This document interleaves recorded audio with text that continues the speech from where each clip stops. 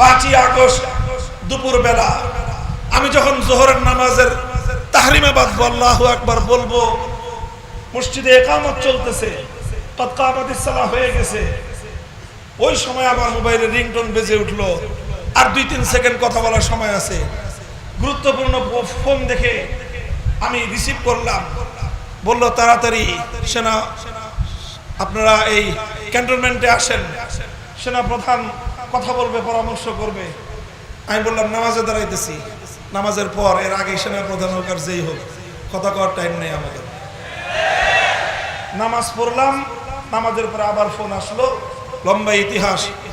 বললো তাড়াতাড়ি আসেন, আপনাদের সাথে পরামর্শ ক্রমে দেশের এই অচল অবস্থা নিরসনে মাননীয় সেনা প্রধান তিনি ব্যবস্থা গ্রহণ করবেন। গেলাম ঢাকা সেনানিবাসে, সেনা সদরে সেনা কর্মকর্তার যে অফিস, সেনা প্রধানের যে অফিস, সেখানে গেলাম। সেখান থেকে কাজ সারতে সারতে আসরের নামাজ হয়ে গেছে। তিনি সেনা প্রধান জাতির উদ্দেশ্যে ভাষণ দিলেন। স্বৈরাচারী সেই জালিম ফ্যাসিবাদ পদত্যাগ করেছেন এবং দেশ একটি সুন্দর ভবিষ্যতের দিকে অগ্রসর হবে। আমরা রওনা করলাম সেনা সদরের অফিস থেকে বঙ্গভবনের উদ্দেশ্যে। ঢাকার সেনানিবাস থেকে মাত্র বের হয়েছি, এই জাহাঙ্গীর গেট বলে, জাহাঙ্গীর গেট থেকে বিজয় সরণি, মধ্যখানে প্রধানমন্ত্রীর কার্যালয়। খুব বেশি হলে আধা কিলোমিটার বা 1 কিলোমিটার হবে। এই 1 কিলোমিটার পথ চলতে চলতে যখন আমরা এই বিজয় সরণিতে এসে পৌঁছলাম, সেই বিজয় সরণিতে সেনাবাহিনীর তত্ত্বাবধানে বিশাল এক মূর্তি তৈরি করা ছিল। বিশাল মূর্তি, মাথা উঁচু করে তাকাইতে গেলে টুপি পরে যাওয়ার অবস্থা। এত উঁচা মূর্তি, এত বড় দেবতা, হুবলের চেয়েও বড়। এই মূর্তি এত শক্তিশালী, মজবুত ভাবে বানিয়েছে, কিন্তু কোত্থেকে যেন মুসলমানদের সৈনিক দল এসে ওখানে হাজির।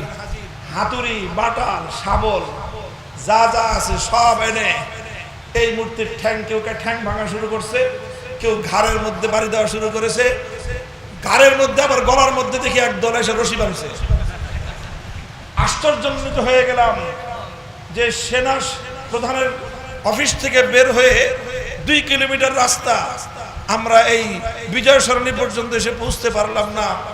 এই সকল মানুষগুলো কোত্থেকে আসলো? মনে হয় যে আল্লাহর পক্ষ থেকে, আসমান থেকে ফেরেশতা নাজিল হয়ে আসছে।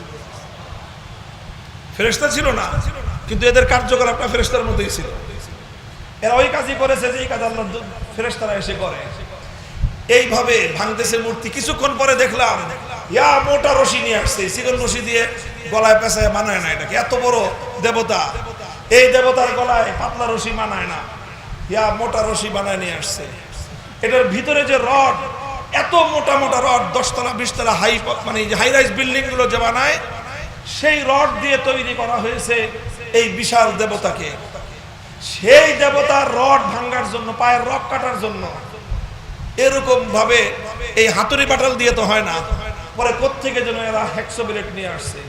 হ্যাকসো ব্লেড দিয়ে কাটতে কাটতে কাটতে কাটতে সন্ধ্যা পর্যন্ত গড়াইছে।